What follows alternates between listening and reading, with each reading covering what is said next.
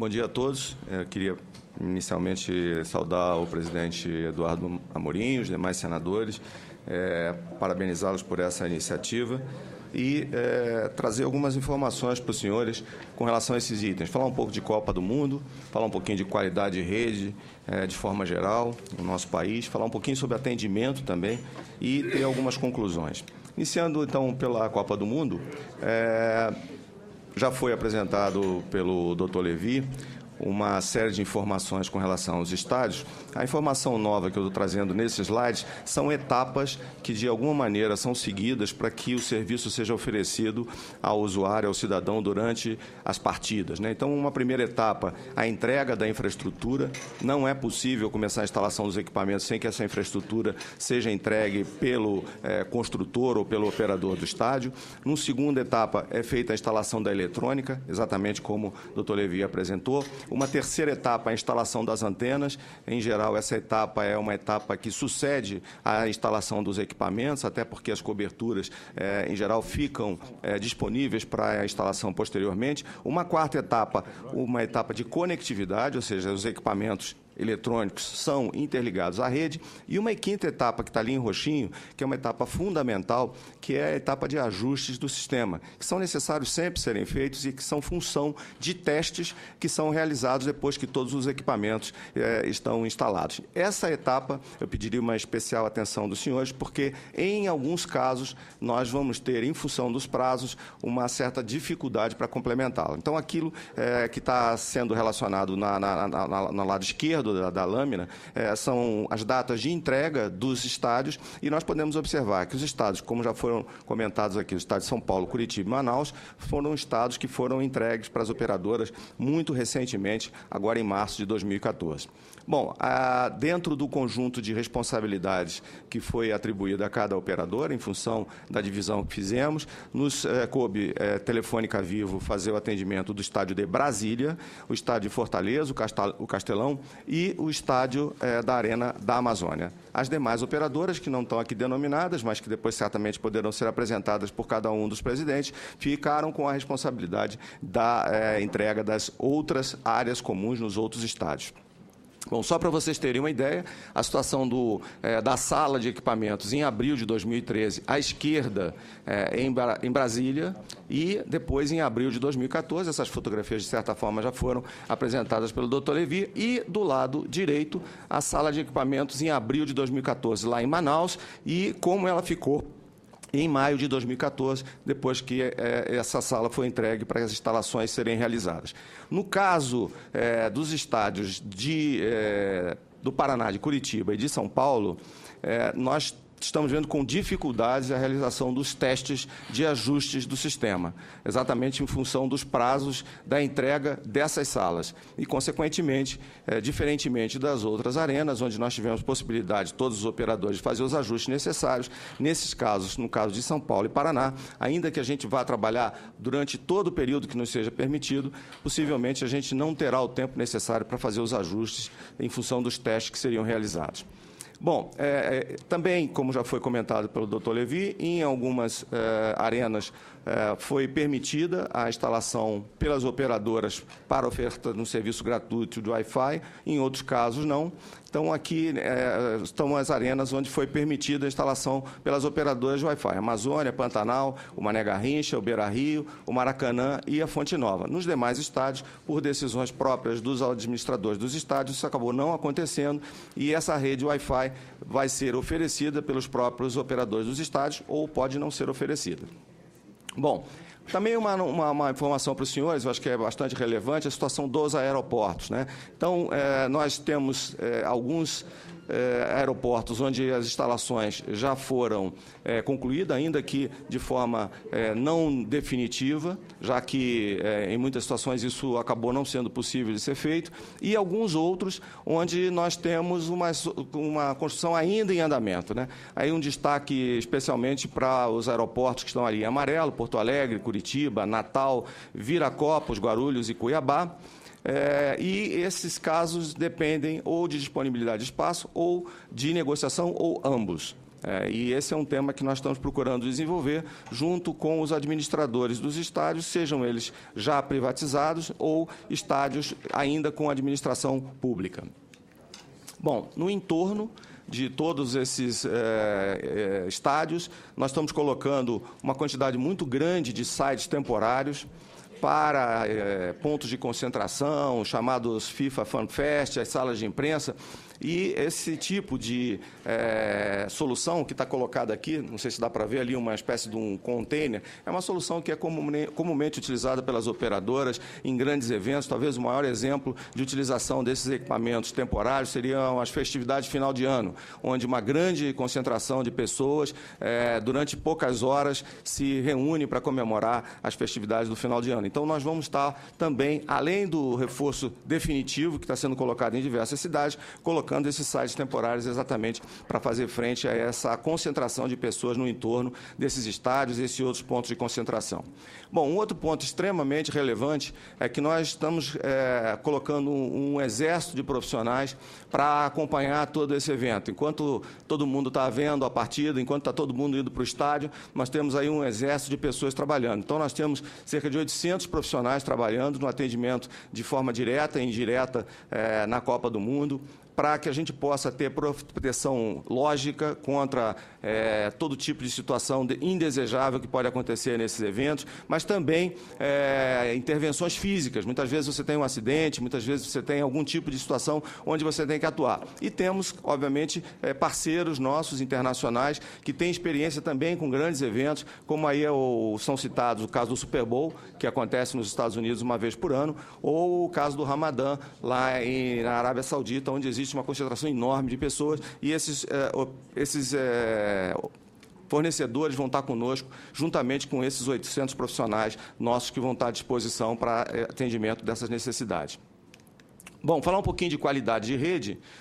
Bom, em termos de crescimento de voz, nós temos tido aí um crescimento muito significativo. Ao longo dos últimos 3 anos, vocês observam um crescimento de quase 80%. E, além disso, mais importante do que o crescimento de voz é o crescimento de dados. E esse crescimento de dados não está acontecendo só aqui no Brasil, está acontecendo no mundo inteiro. A nossa Associação Mundial, que congrega 220 operadoras em todo o mundo, apresentou dados recentes e de que sempre você tem o último ano analisado praticamente como a soma de todos os anos anteriores, em função do crescimento do volume de dados. E, adicionalmente a esse crescimento de volume de dados, acesso à internet e tal, você tem uma outra situação que é bastante interessante, que é a questão dos usuários simultâneos. Diferentemente dos usuários de voz, que fazem uma chamada e se desconectam da rede, o usuário de dados ele fica permanentemente trocando informações com a rede pelos aplicativos que cada um dos usuários deixa aberto, pela utilização que normalmente faz, até independentemente dele estar fazendo aquele movimento de uso. Muitas vezes o cliente não percebe isso, mas a rede está permanentemente negociando com os usuários. Então, tipicamente, nós saímos de um uso de voz de cerca de 10 minutos por dia, por usuário, para uma utilização em média de cerca de 2 horas, exatamente por conta dessa questão das redes de dados. Obviamente, isso demanda uma quantidade adicional muito grande de novos sites. A forma de cursar o tráfego na rede móvel é através da instalação de novos sites ou novas portadoras, que são formas de utilização do espectro. E em algumas cidades brasileiras nós já conseguimos uma evolução importante, como é o caso de Curitiba, Brasília, Rio de Janeiro, onde nós já temos leis mais modernas que permitem a colocação dessas antenas sem que exista nenhum tipo de dano para a cidadania, e outras onde certamente a gente terá a necessidade de ter avanços, como é o caso de São Paulo, Porto Alegre e Aracaju, somente para citar 3 casos. Além dessa questão da modernização das leis, um outro ponto extremamente importante é a questão do tempo para o licenciamento de uma estação. A gente sabe das estruturas dentro do poder público municipal, as dificuldades de cursar determinadas solicitações, e devido a isso é necessário que, além das leis, a gente também tenha uma agilização do processo de implantação dessas diversas essas antenas nas diversas cidades. Para vocês terem uma ideia, nós estamos colocando 4 vezes mais sites no período 2012 e 2014. Como eu disse para vocês, vamos ter necessidade de novas licenças, novas instalações e portadoras incrementais, que é aquilo que depende só da gente, 1,7 vezes. Vocês observam que o crescimento é completamente diferente. Por quê? Porque nos locais onde a gente já podia fazer a instalação desses equipamentos, as instalações estão sendo feitas. O grande problema que nós temos é com relação aos sites incrementais. Bom, temos um plano de cobertura rural. Os estados em roxo são os estados que estão sob a nossa responsabilidade, praticamente todos os estados do Nordeste, Minas Gerais e uma parte importante do estado de São Paulo, além de uma parte importante também do estado do Espírito Santo, e estamos prontos para fazer o atendimento dentro da obrigação que nos foi imposta pela Anatel de mais 1.534 municípios, incluindo aí as escolas rurais desses municípios. Então, 1.534 escolas rurais em diversos distritos rurais que estarão sendo atendidos nesses estados. Bom, falar um pouquinho sobre atendimento, só para vocês terem uma ideia do que é o mundo de uma operadora. Nós, nos nossos canais de relacionamento, recebemos mensalmente 400 milhões de consultas, de saldos, de promoções, de clientes, especialmente de clientes pré-pagos. Temos 54 milhões de contatos nas nossas URAs, nas nossas unidades de respondedores automáticos, e 18 milhões de consultas por internet ou atendimento SMS. Obviamente, tudo isso está suportado por sistemas que rodam 7 dias por semana, 24 horas por dia, 365 dias por ano. E nos canais tradicionais, só para vocês terem uma ideia de magnitude do que nós estamos falando, são 19 milhões de comunicações vocais que são realizadas todos os meses por 35 mil pessoas que estão distribuídas aí em 30 centros de atendimentos em diversos estados da federação. Além disso, nós temos uma quantidade muito grande de lojas próprias, revendas, para atendimento ao consumidor. Bom, o nosso desafio é sair dos canais tradicionais e passar para um sistema de multicanalidade, ou seja, cada vez mais oferecer novas opções para o cliente, para que ele não se comunique somente através dos call centers, mas sim por outras formas, se ele assim o desejar. E aqui nós temos um plano de trabalho exatamente para tocar cada uma dessas questões. Bom, falar um pouquinho só em termos finais, dentro do tempo que nos foi estabelecido, desculpe pela aceleração aqui, mas para ficar dentro dos 10 minutos, nós estabelecemos em um tempo muito rápido acordo de roaming com diversos países do mundo, para tecnologias de terceira geração e quarta geração. Sabemos que vamos ter diversos visitantes internacionais, então fizemos isso especialmente para a quarta geração. É bom que a gente diga que nós acabamos de completar 1 ano de quarta geração no Brasil, então fizemos aí já uma grande quantidade de acordos de roaming. Estamos preparando a estrutura para proteger a nossa estrutura, para que seja possível proteger a infraestrutura, a rede, tecnologia de informação contra ataques lógicos e patrimoniais, que infelizmente podemos estar sendo alvo.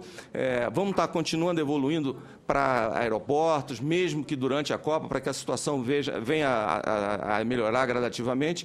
E a nossa infraestrutura, sem dúvida, vai ser a melhor possível. Tá? Talvez a gente pudesse fazer mais, mas é a melhor possível. E, no caso da questão geral da qualidade, cada vez mais é essencial o serviço, né? E nós temos necessidade de fazer cada vez mais, como eu disse, instalações físicas, e essas instalações físicas muitas vezes estão fora do nosso controle, ainda que a gente tenha interagido com praticamente todos os governos estaduais, municipais e também aqui com o Congresso Nacional, no sentido de obter rapidamente a aprovação da Lei Geral de Antenas. Então, queria agradecer aí ao tempo dos senhores e depois me colocar à disposição para perguntas. Obrigado, doutor Antônio Valente. E antes de passar a palavra para o doutor Rodrigo Abreu, reafirmo que esta reunião contará com a utilização do serviço de interatividade do Senado Federal, que permite aos cidadãos encaminhar perguntas e comentários aos senadores presentes e aos nossos convidados por intermédio desta presidência. Qualquer cidadão, volto a dizer, pode acessar o portal E-Cidadania no endereço www.senado.leg.br/E-Cidadania e na página dessa audiência, e acompanhar a transmissão ao vivo e registrar sua participação no mural do cidadão. Passo a palavra ao senhor Rodrigo Abreu e digo que as inscrições estão abertas para os colegas senadores logo após o término dos expositores desta mesa. Obrigado, senador. De novo, saudando o senador, presidente da mesa, e em nome de todos os outros senadores. Para nós é um prazer e é uma ótima oportunidade poder participar de uma discussão como essa, porque, de fato, senador, os objetivos são comuns. Acho que não existe nenhum conflito de interesses nos objetivos, tanto do Senado, das comissões, quanto do poder público, da Anatel e das empresas.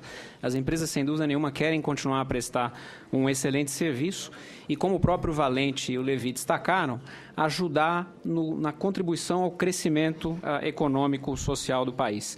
Eu gostaria de começar falando muito rapidamente da TIM, porque muitas vezes até o próprio conhecimento... aqui não está passando.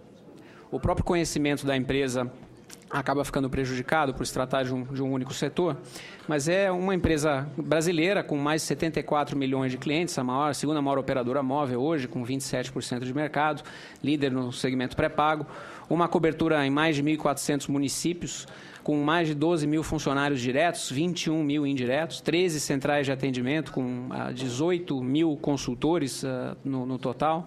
É o 13º lugar entre as maiores empresas brasileiras.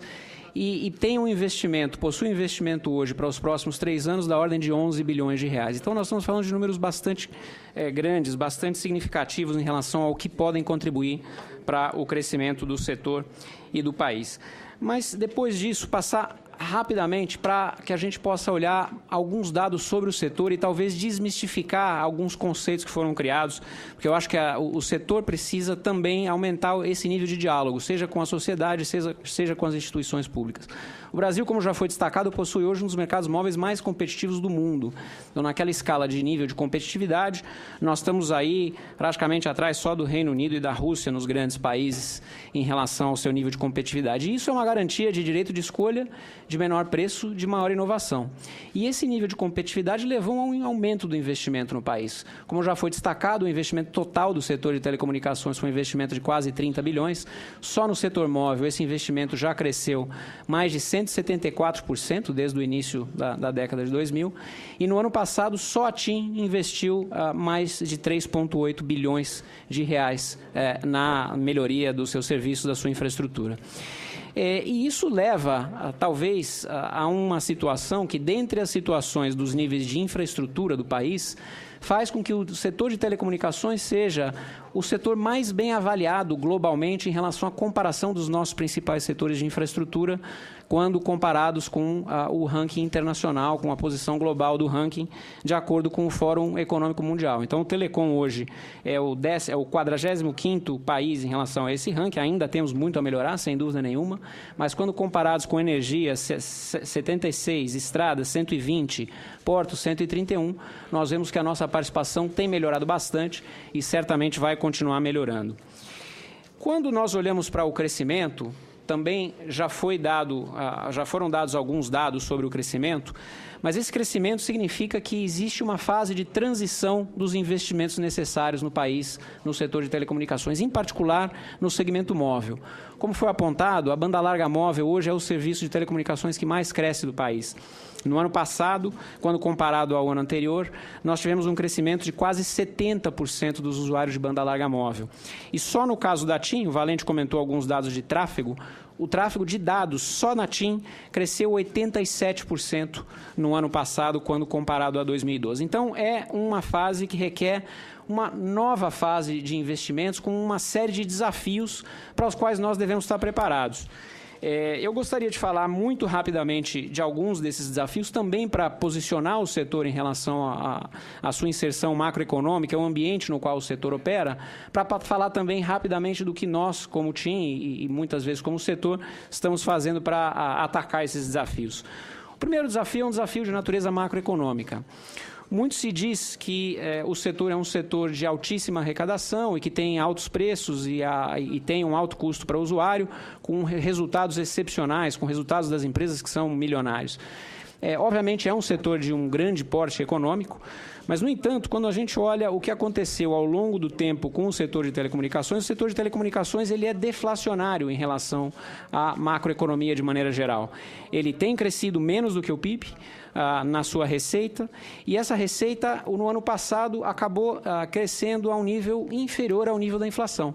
Então, os serviços de telecomunicação, de maneira geral, ajudaram a controlar os custos de inflação no país de maneira geral. Obviamente, ao longo do tempo, a inflação e os custos acabam tendo um impacto bastante grande na própria capacidade de investimento do setor, o que faz com que a margem de lucro operacional, chamado EBITDA, do setor no país, seja uma das margens mais baixas quando na sua comparação com os países tradicionais e mesmo com os países da América Latina. Então, nós temos uma margem operacional EBITDA no país das companhias de telecomunicações, na média de 26% praticamente, contra 35% na América Latina, 38% nos países emergentes, 38% na Europa e no mundo uma média de 38,7%. Então, é um ambiente de custos bastante elevados.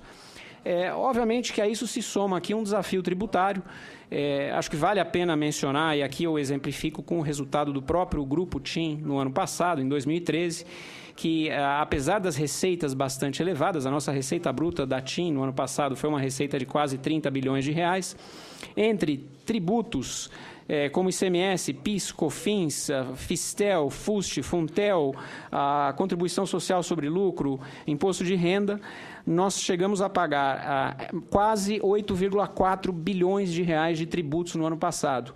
Realizamos um investimento, como eu comentei, superior a 3,8 bilhões, 3,9 bilhões, e chegamos a um lucro líquido de 1,5 bilhões de reais, que foi distribuído para os investidores, dos quais uma enorme parte investidores pessoa física brasileiros. São mais de 1,5 milhão de investidores pessoa física brasileiros na base acionária da TIM.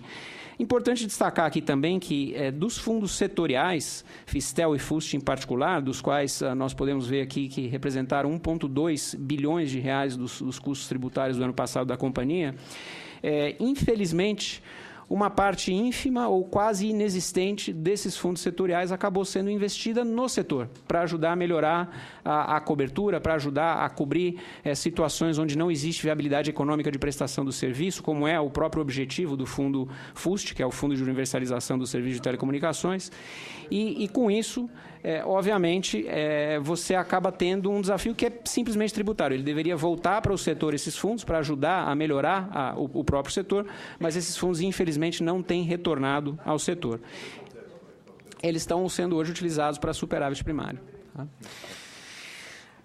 Passando agora ao desafio da infraestrutura, também o Valente já comentou, e o próprio Levi, bastante sobre o desafio de infraestrutura. O desafio de infraestrutura requer, super simplificando, um enorme investimento em tecnologia, dos quais, super simplificando, dois grandes componentes: as próprias infraestruturas de antenas e torres e toda a infraestrutura de acesso das telecomunicações móveis, mas também um investimento muito grande, muito elevado em toda a parte de transporte, na fibra ótica, nos acessos à internet, na comunicação com as outras redes. E como já foi mostrado, uma vez que os serviços de dados utilizam frequências diferentes e utilizam concentrações de usuários maior, certamente a pressão sobre a infraestrutura, em particular sobre as antenas, acaba também sendo bastante aumentada, com todos os desafios de licenciamento, de regulamentação, de legislações municipais que já foram comentados. No nosso caso, nós aumentamos, como eu comentei, os nossos investimentos para o período 2014-2016. Aqui alguns dados rápidos relativos só à nossa atividade de investimento no primeiro trimestre desse ano. No primeiro trimestre desse ano, nós já investimos mais de 600 milhões de reais, dos quais mais de 70% voltados à infraestrutura 3G, incluindo o próprio atendimento rural. Nós somos responsáveis pelos estados de Paraná, Santa Catarina, Rio de Janeiro e Espírito Santo. Desse total, mais de 94% do total do investimento em infraestrutura, e com um crescimento muito acelerado da infraestrutura. Só em número de sites, nós esperamos aumentar em 3 mil o número de sites até o final do ano, conectando fibra até a antena, aumentando as velocidades de conexão para velocidades superiores a 2 megabits por segundo, que já estão disponíveis nas cidades hoje onde está presente essa fibra, que já são mais de 40, todas as grandes capitais. Essa infraestrutura chega a mais de 100 cidades até o final do país. E na infraestrutura de fibra, quase 60 mil quilômetros de fibra. Em relação à fibra, cabe também destacar aqui um pouco do investimento que tem sido feito não só nas principais regiões do país do ponto de vista de número de usuários, mas também nas principais regiões do ponto de vista de interesse de expansão da nossa cobertura de infraestrutura. A TIM, no ano passado, fez o lançamento, a ativação comercial de um dos maiores investimentos em fibra que o país já viu, foi a ativação da linha de transmissão do Amazonas, que ligou 3 estados, 27 municípios, mais de 300 milhões de investimento. Fizemos uma série de acordos comerciais aqui com o próprio grupo da Claro, com a própria Vivo. Estamos compartilhando essa infraestrutura com outras operadoras e, com isso, a banda larga pôde, pela primeira vez, chegar com uma velocidade que antes não era possível, porque a região era só atendida por satélite, à região norte do país. Então, isso faz parte da nossa estratégia de investimento em infraestrutura, que vai continuar, certamente, como todas as outras operadoras têm a sua estratégia de crescimento da infraestrutura de fibra também. Esses investimentos têm gerado significativa melhoria nos indicadores de qualidade, então nós temos aqui sempre um destaque muito negativo em relação ao número de reclamações de usuários, seja na Anatel, seja no Procon, mas vale a pena mencionar que esses índices, quando analisados de forma relativa, percentual, são índices relativamente baixos. Por que sempre nós aparecemos do ponto de vista de um grande índice de reclamação? Porque é o setor que mais tem usuários no país. Agora, um índice de reclamação de 31 reclamações por 1.000 usuários é um índice de reclamação que certamente merece uma atenção muito grande, mas ele tem diminuído, então os índices têm diminuído. O índice de reclamação de redes, por exemplo, foi reduzido em mais de 50% durante o ano passado. E certamente esses índices devem continuar a ser reduzidos. É um investimento em atendimento que tem sido feito de maneira bastante intensa. Doutor Rodrigo, o senhor tem mais um minuto para encerrar a sua apresentação. Já falamos, senador, sobre os desafios de cobertura na Copa do Mundo, então eu não vou me estender em relação aos desafios de investimento na Copa do Mundo. Como já mencionado aqui, os dois principais estádios, a Arena da Baixada e a Arena São Paulo. E aqui, talvez uma última desmistificação sobre a percepção do setor em relação aos preços. Foi publicado na imprensa no início do ano que o preço segundo a UIT, o preço do minuto de telecomunicações móveis entre as mesmas operadoras no país seria um dos preços mais altos do mundo, na casa de 71 centavos de dólar. Na prática, o que aconteceu? A UIT analisou simplesmente os planos homologados na Anatel e não os preços praticados em mercado. Os preços praticados em mercado, com todas as promoções que todas as operadoras praticam diariamente, é um preço absurdamente inferior a esse preço, como pode ser visto aqui no nosso estudo. O estudo da UIT mostrou um preço de 71 centavos de dólar para uma ligação entre usuários da mesma operadora na mesma rede. Na prática, esse preço é inferior a 3 centavos de dólar. É um preço hoje, no minuto do usuário pré-pago, equivalente a 5 centavos e não a R$ 1,50. É uma diferença abissal e, na prática, como já foi visto pelo próprio Levy, apresentado pelo próprio Levy, hoje nós temos um dos setores mais competitivos do mundo em termos de preços. E esses preços incluem impostos. Se nós excluirmos os impostos, esse efeito se multiplica. E, finalmente, apenas gostaria de destacar, do ponto de vista da transparência e da participação da TIM na comunicação com seus usuários, nós temos a transparência como um dos valores, disponibilizamos, assim como uma série de outras iniciativas de operadoras também, um portal chamado de Portas Abertas para aumentar o nível de comunicação com os usuários. Nós temos uma área interativa que mostra toda a nossa área de cobertura, onde estão sendo feitos os investimentos, espaço para recebimento de sugestões. Temos dado feedback depois que são ativadas novas antenas aos usuários que fizeram as reclamações, que fizeram sugestões, e essa área informativa ela ajuda também a fazer com que o usuário tenha um conhecimento muito grande de qual é a infraestrutura que está disponível para ele. E, finalmente, para terminar, vale a pena falar que a questão de superação dos desafios é necessariamente uma integração do setor privado e do setor público. Tributação justa, uso dos recursos dos fundos setoriais, iniciativas de compartilhamento de infraestrutura que todos nós temos feito, todas as operadoras têm feito iniciativas de compartilhamento de infraestrutura, legislações que permitem e incentivem os investimentos, a estabilidade regulatória, os processos ágeis de licenciamento de infraestrutura, todas vão fazer com que os investimentos continuem sendo efetivados de maneira bastante intensa. E só para terminar, em relação ainda ao tamanho desse investimento, quando comparado com a receita do setor, hoje, o setor é o setor do mundo que apresenta os níveis mais altos de investimento em relação à sua receita de serviços. Esses níveis no setor brasileiro hoje estão na casa de 18% a 19% das receitas líquidas das operadoras, enquanto no mundo essa média gira ao redor de 14% a 15%. Então, de fato, o setor tem investido muito. Sabemos que não estão superados todos os desafios. Nós ainda precisamos trabalhar muito, seja do ponto de vista de atendimento, seja do ponto de vista de infraestrutura, mas certamente temos aqui todo o interesse é comum em continuar avançando essa cobertura, essa infraestrutura. Obrigado, senador. Muito obrigado, doutor Rodrigo.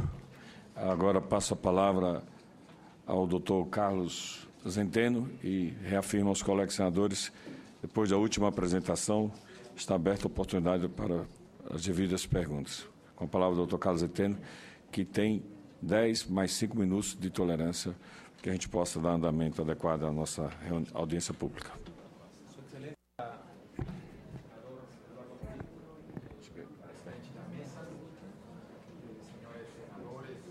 Deputados, convidados especiais, muito obrigado pela oportunidade de estar aqui com vocês. Realmente, isto que nos une aqui é um objetivo comum, por todo o que eu escutei até agora dos presidentes das outras companhias, do presidente também do sindicato, os comentários dos senhores senadores, é um objetivo comum. Realmente, o Brasil vai sediar o maior evento esportivo do mundo. Isso vai trazer muitas pessoas para este país e vai mostrar o que somos capazes de fazer e vai mostrar a imagem de um país que tem desenvolvido muito nos passados anos. Então, é uma grande responsabilidade a que nós temos aqui todos de trabalhar juntos para garantir que esse evento seja um sucesso total no relacionado às telecomunicações. E por isso entendo que estamos todos reunidos aqui. Então, de entrada, muito obrigado pelo convite. Acho que esse é o foro correto, o caminho correto para realmente mostrar as melhoras e a superação dos obstáculos que têm que ser feitos nas próximas horas, falaria. Não temos muito tempo para resolver o que é necessário mostrar e fazer para que esse evento seja o que todos esperamos. Então, primeiro vou mostrar um pouco sobre nosso grupo, América Móvil e a Claro, e depois vou entrar mais em detalhe no relacionado a situações que temos para resolver nas próximas horas. Bom, o Grupo América Móvil tem presença em 18 países da Latinoamérica, presença também indireta em alguns países da Europa. Temos 90.000 radiobases, equipamentos para dar a cobertura, mais de 438.000 quilômetros de fibra óptica, 7 satélites, 2 por lançar, 98 milhões de casas passadas, 16 data centers e um cabo submarino que está em processo de instalação precisamente para o último trimestre do ano. No Brasil, temos mais de 14.000 sites instalados, cobertura 2G em 3.647 cidades, em 3G em 1.472 e 93 cidades já com cobertura 4G, prontas para receber nossos visitantes na Copa do Mundo.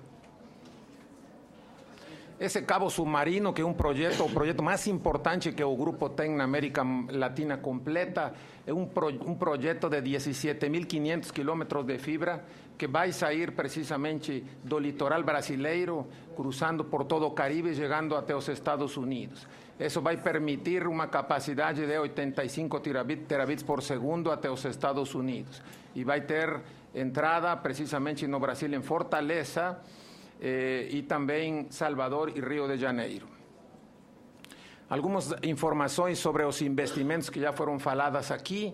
O setor, o ano passado, invertiu quase 30 bilhões de reais precisamente para fornecer toda a tecnologia disponível hoje e tem níveis de investimento comparados contra precisamente o EBITDA de 70%, que é muito superior, como podemos olhar aí, quando comparado com outros operadores do mundo, como AT&T, Verizon, a própria América Móvil em outros países, e isso mostra precisamente nosso compromisso. O CAPEX, os investimentos de capital feitos sobre a receita líquida, hoje no Brasil estão quase em 21%. Agora, vamos entrar já diretamente em qual é a situação dos estádios para a Copa. Primeiro, as cidades. Todas as cidades estão praticamente já com cobertura de acordo com as metas definidas pela Anatel. Manaus com quase 85%, 94% em Fortaleza, Natal com quase 96%, 94% em Recife, quase 95% Salvador, Cuiabá com 95%, 87% quase no Brasília, 92% em Belo Horizonte, São Paulo com quase 90%, 92% no Rio de Janeiro, Curitiba com 86% e Porto Alegre com quase 91%. Todas essas cidades tinham uma meta definida e, como vocês podem olhar, tínhamos como meta 80%, todas elas estão preparadas para receber nossos visitantes. Quando eu falo visitantes, são visitantes nacionais e, com certeza, estrangeiros. Cobertura está já praticamente pronta. Além disso, vamos colocar o que aparece aí como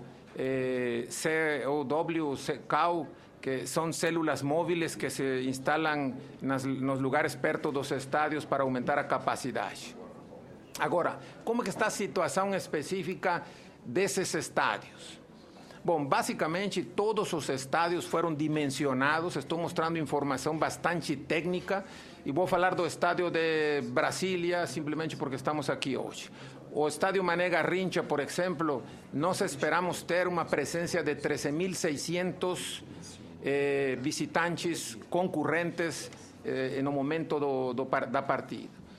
O fornecedor se chama Ruckus, temos aí um número de apps de 210, que significa basicamente que são dispositivos que vão estar disponíveis, usuários simultâneos 21.000, e depois temos aí cada camada de tecnologia, porque não todos os visitantes têm smartphones. Tem visitantes que têm ainda aparelhos 2G, mais básicos, 3G e 4G.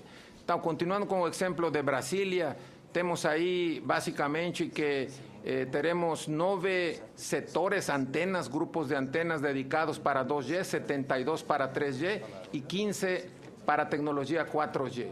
Isso significa que esperamos ter um tráfego de 1.735 airlines, que é como medimos o tráfego geralmente em telefonia, e cobriremos 810.000, quase 811.000 kilobytes, ou seja, gigabytes 800 gigabytes de tráfego no mesmo momento de dados. Então, basicamente, toda essa infraestrutura foi desenhada por engenheiros tecnicamente qualificados, com suporte internacional também em grandes eventos. Contratamos fornecedores que fizeram serviços, todos os operadores estou falando, para eventos importantes como o Super Bowl nos Estados Unidos, como eventos também como os que aconteceram nas Olimpíadas. Agora, qual é nossa situação mais urgente? As implantações mais críticas que hoje temos são nos estádios que foram entregues recentemente, como foi falado. O estádio de Beira Rio, por exemplo, em Porto Alegre, foi entregue no mês de março. Os estádios, neste caso da Baixada, em Curitiba, e o estádio de São Paulo, foram entregues nos últimos dias do mês de abril. Então, ¿eso qué significa? Ya olharam algumas fotografias que foram apresentadas. Significa que temos que correr porque ficam poucas horas, poucas semanas, para poder realmente instalar toda essa complexidade de equipamento que estamos mostrando nesta apresentação para vocês hoje. Então, o tempo está na nossa contra, mas vamos correr, vamos fazer todo o necessário para poder garantir a melhor qualidade possível dentro dos estádios para nossos visitantes, tanto nacionais como estrangeiros. Dentro da gestão dos grandes eventos, estamos com um time dedicado completamente. Vamos ter aí um monitoramento online das 12 cidades, equipes especializadas, experientes em grandes eventos como este. Temos aí praticamente 5 engenheiros dedicados por estádio, significa que vamos ter 60 engenheiros espalhados pelo país todo, um centro de operações que utiliza tecnologia de punta para poder garantir esse trabalho de mais de 1.000 técnicos espalhados pelo país todo para garantir essa qualidade do serviço. Por último, a Claro tomou a iniciativa também de lançar um chip especial para todos os visitantes. É um chip que vai ter uma oferta especial. Essa foi até uma iniciativa que foi solicitada pela própria Anatel no começo do ano passado e que nós atendimos, precisamente para que nossos visitantes possam ter também a melhor experiência no Brasil. E esse chip especial para visitantes vai ter os valores que estão mostrados aí de R$60 e vão poder ter ligações ilimitadas dentro da rede com outros visitantes que estarão também no Brasil e poderão usar dados e todos os serviços que estão definidos dentro da nossa cobertura. É um serviço que está pronto para receber aparelhos também com tecnologia 4G, como está mostrado aí na gráfica.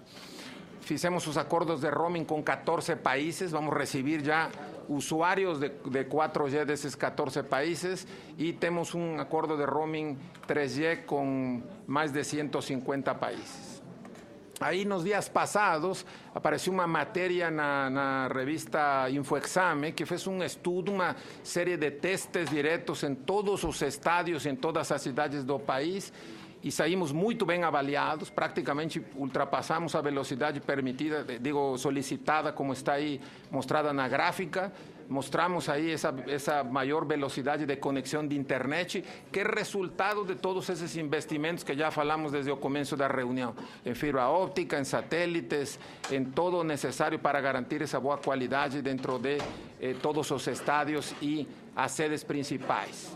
Então, basicamente, gostaria de agradecer o espaço que temos aqui e gostaria de fechar com uma reflexão para todos aqui. Realmente temos poucas horas para poder entregar o que é necessário no relacionado à tecnologia e eu acho que é um momento de estar todos juntos como Brasil.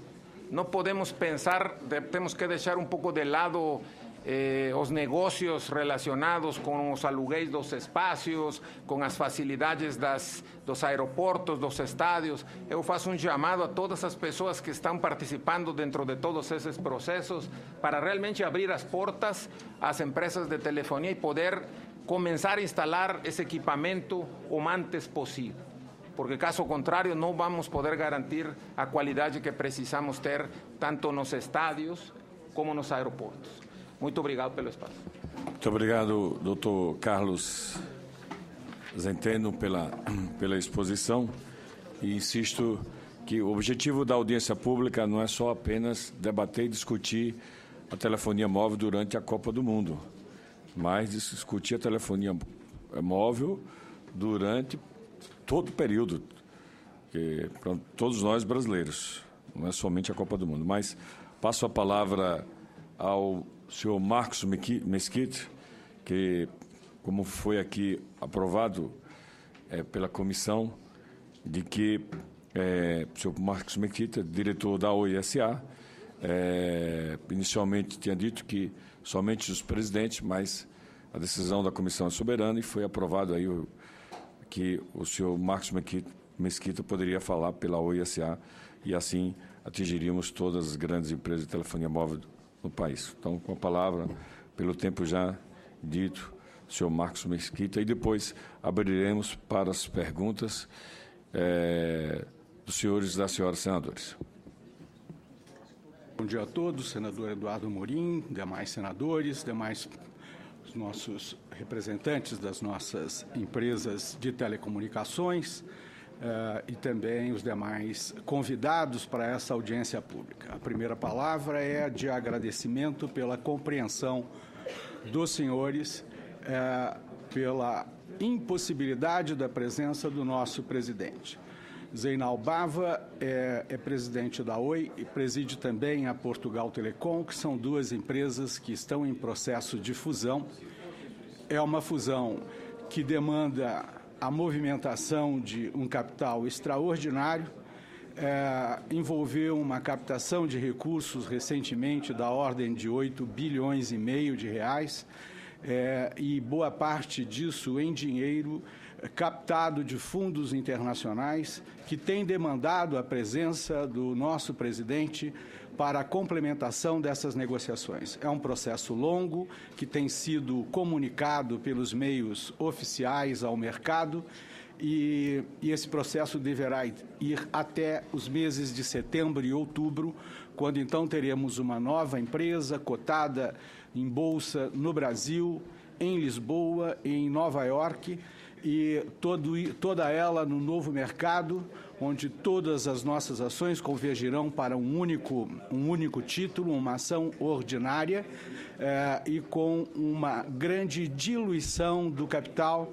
de forma que nós seremos uma empresa totalmente capitalizada em bolsa pela maior parte possível de investidores, né? Nós deixaremos de ter a figura do acionista controlador, né?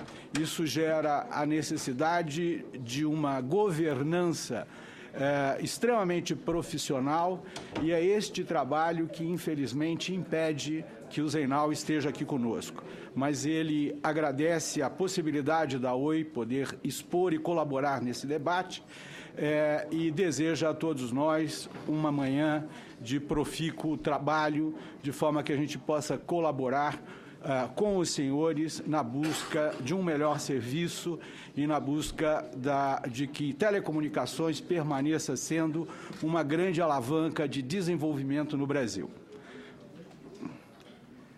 É importante dizer que a Oi entendeu já há bastante tempo a necessidade de trabalhar dentro de um conceito de convergência, né? Os produtos de telecomunicações, eles podem ganhar ou perder importância na medida em que a tecnologia avança, mas é certo que o consumidor sempre valorizará mais a empresa que puder entregar o maior conjunto de serviços, de forma que você tenha com ele uma só relação e não mais uma relação baseada em produtos diversos, com regulamentos diferentes e que impõe à comunicação entre o consumidor e as empresas uma série de dificuldades. Estas dificuldades de comunicação, para que o consumidor entenda que o serviço de telefonia fixa é diferente do serviço de telefonia móvel, também diferente do serviço de TV por assinatura, que também é diferente de outros serviços de telecomunicação, como ligação por banda larga. Então, à medida em que você consegue ter um único relacionamento, através de uma única cobrança, você facilita essa comunicação. Boa parte das nossas dificuldades hoje no relacionamento com os nossos clientes vem exatamente desse item. Nós nos obrigamos a entregar informações que são muitas vezes de difícil compreensão por parte do nosso consumidor. Um breve histórico para posicionar a Oi de maneira a individualizá-la para os senhores. A partir de 2008, né, a Oi passa a prestar serviços em todo o Brasil, porque iniciamos a nossa operação em São Paulo com telefonia celular, né? A Oi já era, nesse momento, a fusão da então Telemar com a Brasil Telecom.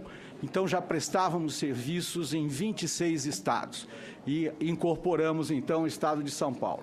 Portanto, a Oi opera no Brasil inteiro com todo o seu portfólio de produtos em São Paulo, exceto telefonia fixa. Em 2010, a Oi se tornou a patrocinadora oficial da Copa do Mundo de 2014. Então, em todas essas responsabilidades que assumimos em conjunto com os nossos pares de mercado, para a Oi é um pouco especial, porque, como patrocinadora, ela tem compromissos não só regulatórios, mas também compromissos comerciais com a FIFA. E eu quero antecipar a todos os senhores que todos os compromissos regulatórios e todos os compromissos comerciais estão sendo acompanhados por uma equipe absolutamente focada nesse assunto, estão todos eles sendo cumpridos. Se tivesse aqui uma transparência, ela também, eu teria o prazer de mostrar ela totalmente ticada com cada uma das etapas desse compromisso cumprido. Importante para nós é que a Oi ela ampliou, né, a sua participação ao fazer inicialmente um acordo operacional com a Portugal Telecom. Estas sinergias foram importantíssimas para a Oi, porque uma operadora europeia já estava há alguns anos na nossa frente aqui no Brasil em relação à tecnologia. E é toda essa tecnologia que a gente deverá implantar no Brasil com as redes LTS e as redes de comunicação 4G. Então, a nossa engenharia, a nossa arquitetura de rede, ela está privilegiada por desse conhecimento adicional que nós conseguimos incorporar na Oi pela entrada da Portugal Telecom na nossa companhia.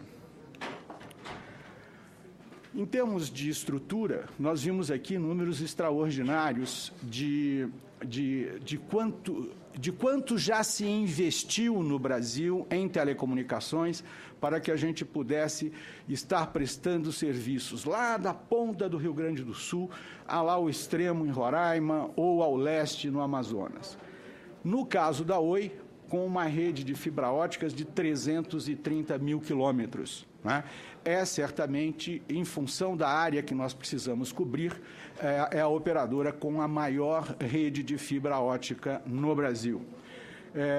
Nós estamos presentes em 5.477 municípios. Faltam poucos aí para complementar o total dos municípios do Brasil.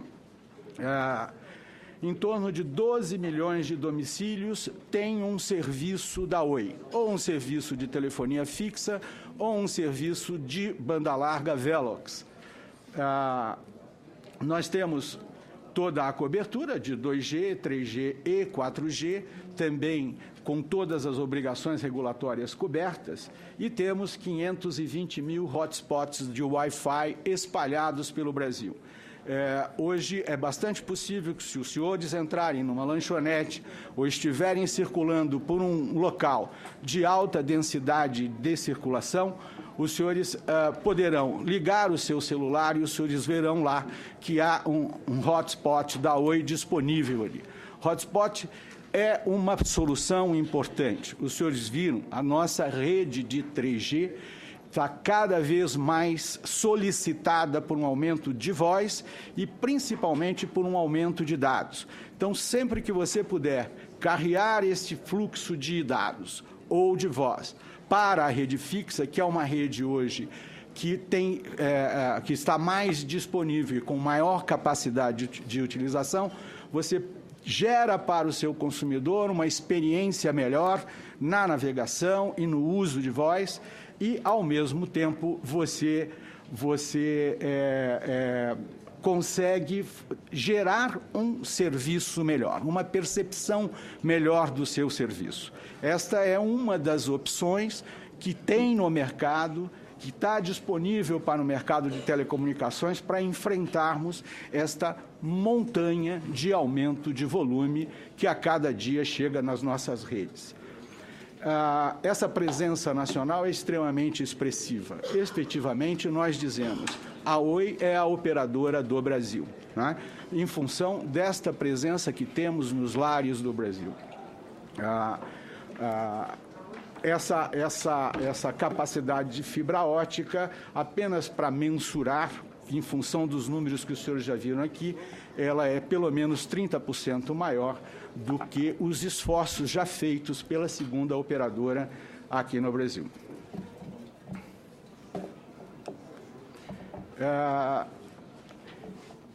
Convergência, desde que a Oi foi quem iniciou os serviços do celular na tecnologia GSM, nós apostamos naquele momento que os celulares que o serviço era mais importante que os celulares, né? E foi uma aposta que deu certo. Hoje em dia, no mundo, é impensável você pensar num aparelho celular sem o uso de um chip, sem a possibilidade de você escolher a operadora ou o serviço que você preferir num mesmo telefone, né? Na época, nós tivemos uma grande discussão sobre essa liberdade de escolha para o cidadão e que acabou sendo efetivamente aquilo que o mercado acabou seguindo, né? A ideia de convergência permanece na Oi e agora que você tem um serviço mais completo, ele se realiza melhor em relação ao cliente. Também aqui alguns números para dimensionar a nossa operadora. Nós temos cerca de 75 milhões de clientes. Obviamente, não são indivíduos, porque os indivíduos têm mais de um produto da Oi. Mas se separarmos pelas grandes áreas, os segmentos da Oi, no segmento residencial, cerca de 19 milhões, e aí você tem a telefonia fixa, o Velox e a TV paga, né? Através da Oi TV. Mobilidade pessoal, 48 milhões de clientes e cada vez mais clientes que demandam uma tecnologia maior de 3G ou 4G. E no mercado corporativo, onde a Oi tem uma presença bastante expressiva, nós temos 8,3 milhões de clientes, e aí separados nos seus segmentos de pequena e média empresa e o segmento corporativo e governo.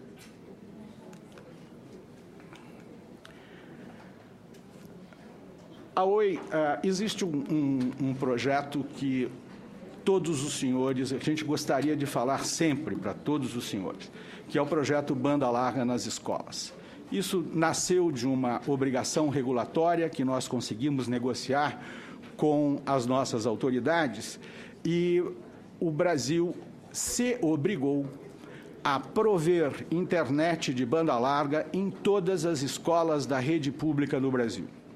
Do universo de 61 mil escolas. E esse universo cresce porque esta obrigação vai até 2025, que é o término do nosso contrato de concessão. 85% aproximadamente dessas escolas, nos rincões mais distantes do Brasil, são cobertos pela Oi.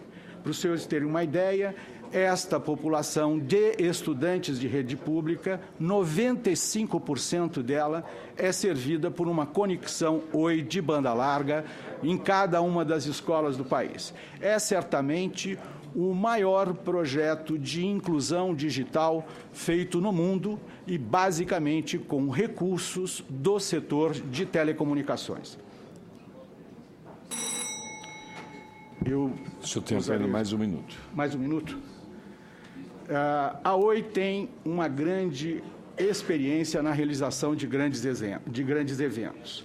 E todos eles, quando finalizados, nos deu muito orgulho pelos elogios que recebemos e pelo fato de sabermos que prestamos um bom serviço. A Oi foi a provedora de telecomunicações no evento do Pan-Americano em 2007, talvez um dos maiores eventos que a gente já tinha recebido no país.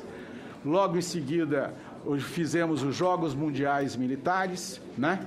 A Rio+20, que foi um desafio, embora tenha sido num espaço muito concentrado, nós chegamos a ter cerca de 8 mil conexões simultâneas dentro do Rio Centro e todas as delegações foram absolutamente bem cobertas.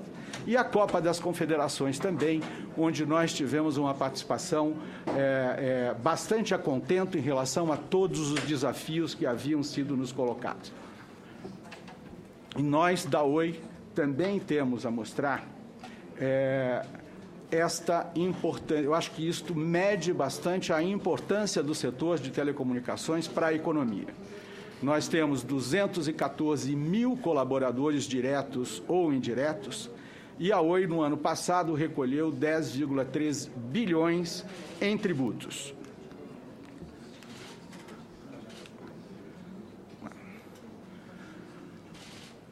Questão de investimentos. Infelizmente, num negócio como o nosso, efetivamente, é um negócio de altíssima necessidade de investimentos. A base de custos fixos do nosso negócio representa praticamente todo o nosso negócio. Portanto, quando se fala em investimento, isso dá uma medida do esforço que vem sendo feito. Os números ali separam os investimentos de 2012 e 2013, com aproximadamente 6 bilhões de reais nestes 2 anos. E nesta comunicação que fizemos ao mercado, está já comprometido que a Oi investirá em 2014 pelo menos 5,5 bilhões. Isso é um compromisso da Oi com o mercado, e ele se realizará e vem se realizando no acompanhamento deste ano. 6 bilhões, como o doutor Zenteno acaba de dizer, ele representa cerca de 20% das nossas receitas líquidas. Não há nenhum setor da economia no Brasil que invista 20% das suas receitas líquidas em infraestrutura nos negócios. Não é?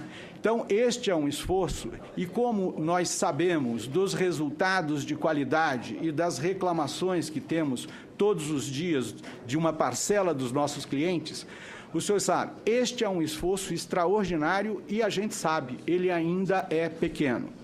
Por isso, eu tenho a impressão que, da mesma forma como o Zenteno nos conclamou aqui a termos uma postura absolutamente positiva em relação ao grande evento que virá no Brasil, que o Brasil vai estar na vitrine do mundo, há também aqui uma proposta minha para nós, setor. Nós precisamos urgentemente, não só de um novo modelo industrial para nossas companhias, de forma que estes investimentos possam ser efetivamente compartilhados, porque senão nós não teremos fôlego para atender esta demanda que é cada vez mais crescente. Mas mais do que isso, precisamos também de novos modelos de negócios.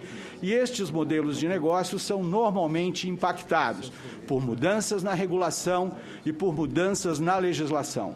E daí o nosso esforço cotidiano de estar aqui no Senado Federal e na Câmara dos Deputados, tentando esclarecer os senhores sobre as dificuldades que o setor tem para poder prestar um melhor serviço. Nós já falamos aqui bastante sobre a lei das antenas, que está na Câmara dos Deputados e que precisa ser urgenciado. Infelizmente, tivemos notícia de que um partido deverá levar o projeto já aprovado na comissão especial, com alguns aprimoramentos em relação ao texto inicial, para discussão em plenário. Nós, obviamente, estaremos conversando com os senhores deputados, demonstrando para eles a urgência da aprovação desse projeto. Ele voltará para o Senado em função das modificações e eu tenho certeza que os senhores entenderão que houve aprimoramentos na Câmara. Peço que o senhor encerre, porque já todo o tempo já foi... Okay. Eu encerro apenas dizendo o seguinte: em relação à Copa do Mundo, a Oi é responsável por 3 estádios, né? O estádio do Mineirão, o estádio do Maracanã e o estádio da Arena Pantanal, em Cuiabá.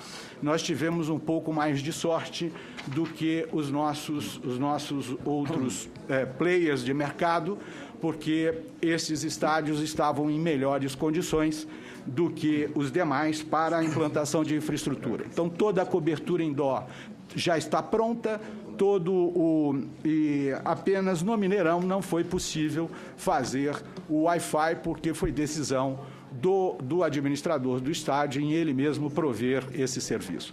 Muito obrigado. Muito obrigado.